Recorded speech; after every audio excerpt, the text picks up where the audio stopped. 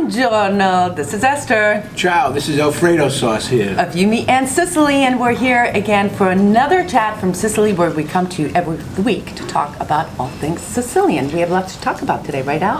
Well, you know, yesterday our video got truncated because of the terrible weather that we've been having here. We have great audio on the piece, but the video was like all grainy and stuff, so we decided to shoot a nice piece for you folks who listen to us, a quick piece, right? Yes. Right, and I want to make an announcement that don't forget we're going to go live on Thanksgiving, 4 o'clock, Sicily time, 10 o'clock, Eastern Standard Time, and California, 7 a.m. Yep, that's great. I want to give a So what do we have for a video? Well, first of all, I want to give a shout out to my Catania Elephants.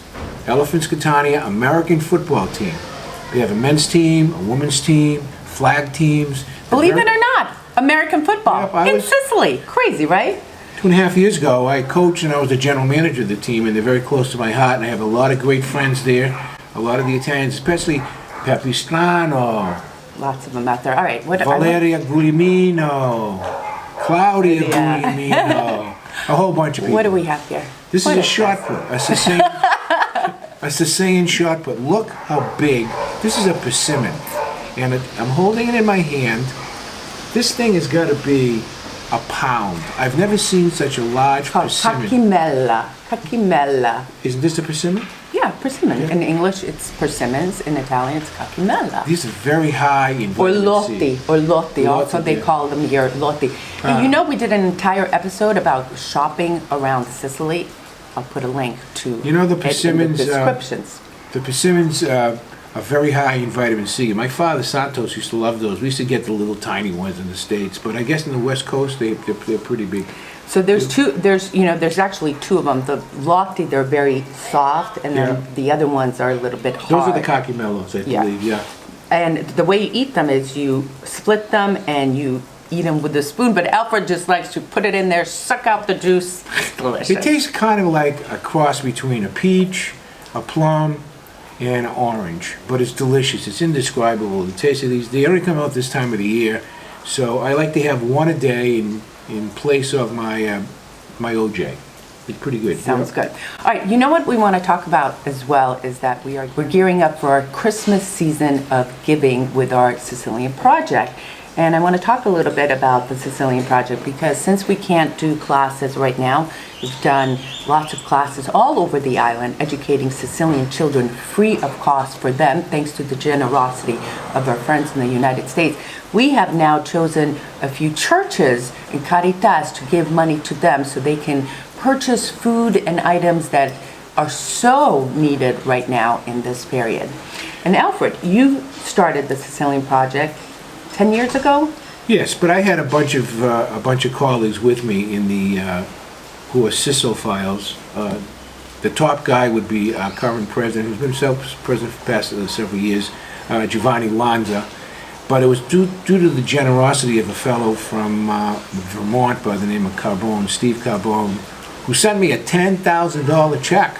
Can you believe that? He read, You must have been like, what am I going to do with this? He read my Gaetano's book, and I had put a chapter in there about what I would do if I had money, $1 million. And I said I'd teach schools in English because the scholastics here for English isn't very good. In the cities, it's okay, but if you go into the hinterlands, countrysides, those English teachers are, they're a step ahead of the book, just like my physics teacher used to be at Austin Prep. In fact, all of Italy, not just Sicily, is behind the rest of Europe for English speaking. Yeah, we're one of the laggards. We can't compete in the EU. We can't compete in world markets because people don't speak English. I always tell them, Inglese è la lingua del mondo. English is the language of the world for business, and it goes in one ear and out the other. Not for everybody, but for a lot of them. So in any case, we had phone classes. We have summer camps for kids, 1,200 kids, free, F-R-E-E, thanks to your generosity.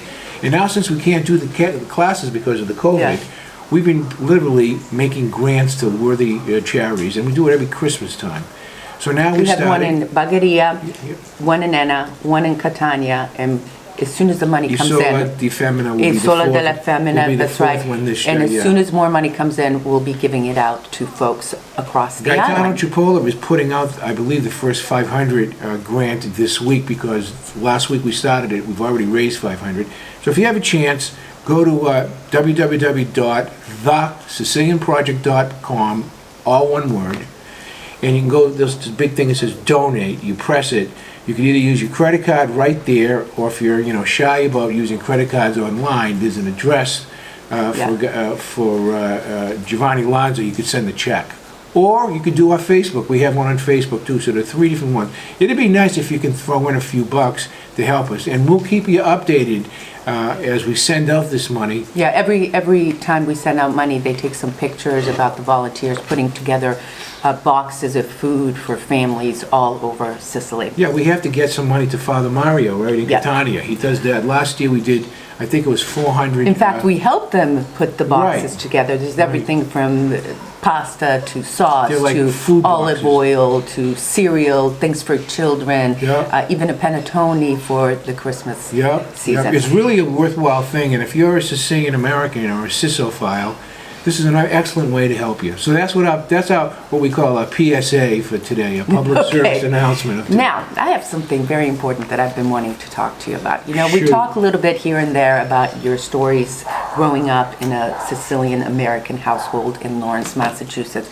But I want to ask you, Al, was it something that, being a Sicilian-American, would you openly talk about it to your friends? For instance, I have a lot of friends that are just now coming out and saying, I'm Sicilian, but growing up, they always said, I'm Italian. What was that like growing up? Well, my crew in Lawrence, in the neighborhood that I grew up in, which was at the corner of Havel and East Havel Street in Lawrence, Mass, by the Holy Rosary School, which was a Sicilian school, basically, we were almost all the kids of first generation or second generation Italian immigrants. I can name Peter Messina and his whole family from Via Grande, Peter Guglielmino, also from Via Grande, and a lot of people from Trecastagni. Bernie Sapienza is a good example of that. A lot of my friends that I grew up with or knew, we're Sicilian kids. And Sicilian kids we had a little bit of a respect in the city of Lawrence, believe it. I mean, we would clash with other Were you guys people. would click together, stay together? Yeah, we did everything. We did a lot together. But then as you got older, of course, that you go to high school, you go to college, especially college, ciao, see you later. And now that, we're all a bunch of old bucks, now we're all back together again. So what's some of the most fond memories that you have growing up as a Sicilian-American? For what? In your family, some traditions. What are some of the fond traditions that you have that were passed on from your grandmother and grandfather? Okay. All right. Being a kid growing up, my mother and father used to bring me to Orchard Street, 42 Orchard Street. That was my grandmother's house. We had a 6 tenement that the family owned. In my house, it was spoken Sicilian dialect, not Italian dialect, because everybody from my family came from a small hill town in a province of, what province is that? Catania. Catania, excuse me, on the hill of Etna. I was getting the word Etna, called Trecastagni. Paesi Etnea, Yeah, the villages of Etna. yeah, the village, the Paesi Etna, and it was a dialect. I'll tell you the story. When I was writing my 4th book, I was struggling with that. What's my fascination with Sicily? Why? Okay. Well, there's a lot of reasons why, but one of the things was I was having a sandwich one day, a salami sandwich, if you can believe that, and a little bit of vino, sitting in a park in Via Grande. And I went over there that day for a little bit of solitude, just to figure out what the answer was. And next to me were 4 old-timers speaking dialect. They were speaking dialect Sicilian. So it kind of brought me back to when I was a kid. It kind of brought me back to that apartment on 42 Orchard, that 6-tenement apartment on 42 Orchard Street, where all my family was. And on the weekends, my mom and pop would drop us off there, and we would play with the cousins, but only Sicilian dialect was spoken. And the funniest thing is, when I first came here back in the late 90s, and I started to speak Sicilian dialect, people were like, "Oh, isn't that cute? Listen to this guy. Listen to this That's guy, true. Mario." It's a dying. It's hilarious. It's yeah. a dying language even here. I mean, people use bed do bed. We talked about that in a prior chat, but really, Italian is the main language here. Wait a minute. People in power, if you get what I'm saying, they speak Sicilian. Yeah. Okay. People in power. Well, speak also the Sicilian fruit and dialect. vegetable places, you hear it. I can hear it Yeah, sometimes. They're right. talking in Sicilian. And the kids would love to learn it if they only taught it in the schools. Yeah. If they taught Sicilian in the schools, guess what? Kids would be walking around with their chest out. But they don't. They speak Italian. So the symbol of Sicily is the trinacria, the cart, the lemon, all that. Did you guys have that in your household growing up? Was that a big part of the household? The only thing that was a big part of my household was the veneration for the three saints. My patron saint of St. Alfio, Philadelphio, and Cirino from Tre Castagni. It was a big festival that my grandfather was one of the originators that brought it to the United States in the early 20th century. Him and a few other guys were the founding members. And today that feast, the Feast of the Three Saints they call it, is one of the largest Italian festivals in New England for sure. And they also have that same festival in other places, Australia, Pennsylvania. It's just a wonderful festival on the three boys who were martyred for their Christian faith in the 3rd century after Christ. So we talk often about some of your memories of foods and things like that growing up in Sicily, growing up in a Sicilian-American household. But did you pass that along to your children? My kids are all Gaelic and Gallic. Their birth mother was a little bit of Polish, a little bit of Irish, a little bit of English. So my kids, like many kids, have a blended type of... You know that when I was growing up, a Sicilian could not marry a Neapolitan. If they married somebody from Naples, because Naples and Sicily always kind of banged on, that wasn't good. That wasn't good at all. Did you know that? Neapolitans and Italian and Sicilians. One of my aunts or two of my aunts, and they always used to refer to her as the Neapolitan. It's kind of funny, isn't it? But that's a big story. One of the other things that I remember, and this goes back to we were talking yesterday about the Second World War and the Italian internment camps. We had this nice lady and her husband. They were like ancient by the time I was like 10 years old. They were, I don't know, 150 years old. But they died. They both died, and the kids, and they were renting one of my mom's apartments, and their son says, "Hey, can you clean it out?" He was from California. So my dad, hired some men, got the stuff, whatever it was, shipped whatever they wanted back. So he came down with a piano, a stand-up piano. He goes, "We're going to keep this." So we put it in our house. So my brother started to play it, but the things were very dull. The keys were very dull. So at the top, he opened it up. He was looking inside of it, and he started to pull out all these pictures of Mussolini, the fascist flag. It was like, it's like these people were fascists in the United States, and they didn't want to say a word about it, so they used to keep their stuff hidden. It was just unbelievable, yeah. It was one of those pianos that had the rolls, and you put the roll in, and with your feet you went like this and it played the song. It was great. It was great. All right, are you enjoying these types of chat? If so, leave us a comment and make sure you subscribe to our YouTube.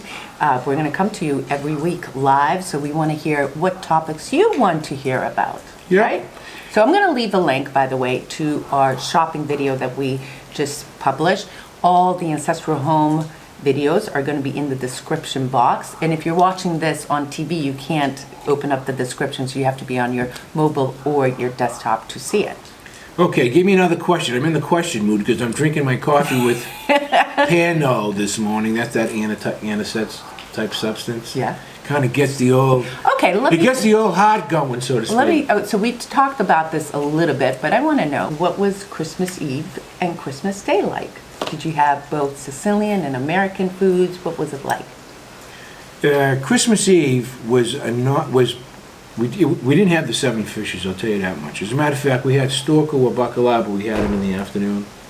But at the nighttime, our major quote-unquote meal would be either big stuffed shrimp or lobsters. My father's from the Kanji family. They had a fish market. We used to get all 10,000 million lobsters over there all the time. And then we'd have the regular stuff, Parmesan. As we got older, and people got tired of doing that stuff, we switched to Chinese food. You know what they do here? Usually they go to midnight mass, so before it they'll have a quick scacciata, meat pie, vegetable pie, go to church, midnight mass, and then traditionally here Christmas Day is also the big day where they have a big lunch with multi-courses. You know, on Christmas Day, the kids would get dressed up, and we would go to church, okay? And then afterwards, around 1 o'clock or 2 o'clock, we'd always start off with what we call in the States Italian wedding soup. I don't know if you know what that is, but that's like an Italian chicken soup with little meatballs in it. That was like the major thing that we had there. Then we would have something like a turkey or a ham, or sometimes even, if the weather was good, we'd have sirloin steak. My dad would. Wow. Really, yeah. And then, of course, a million types of desserts. But mainly what we did on Christmas Day is to play with the toys. As little kids, we played with the toys. We had 10,000 million toys. My parents and grandparents were very generous to the whole 3 kids. Even my brother Tommy, he was generous too. Christmas Eve. Yeah, one last story about Christmas Eve. I had an Irish friend, her name was, still is, her name was Donna Muldoon. Now it's Donna LeCam. And she came over one Christmas Eve. Actually, she came over a bunch of times, but she used to gab with my mother. Ba, ba, ba, ba, ba, ba, ba. So one time, this Christmas Eve, she was sitting down, and she had some tea. She was drinking some tea. And I kept on saying, come on, Donna, we have to go. The Mass is at midnight. We're going to Holy Church for midnight Mass. And finally, it's like 3 minutes of midnight, right? And we still have to drive there, right?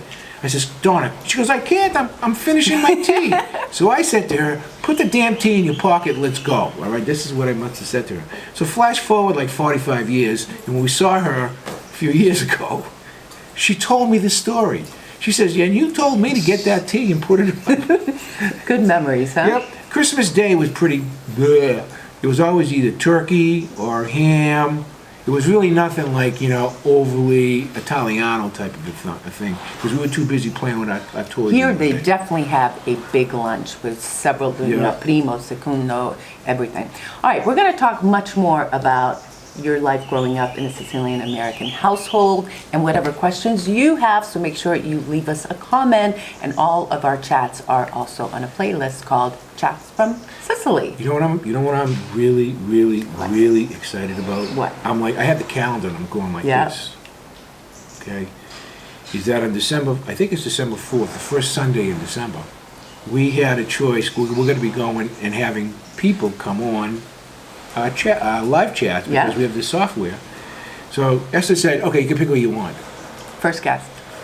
So I could have picked either Pope Francis or Trump or Biden, but I chose my brother Tommy from the Sicilian corner. He's a very great guy, successful in life. He's got a wonderful radio program, a wonderful writer. I can't wait to hear his memories growing up and how much they're the same as yours.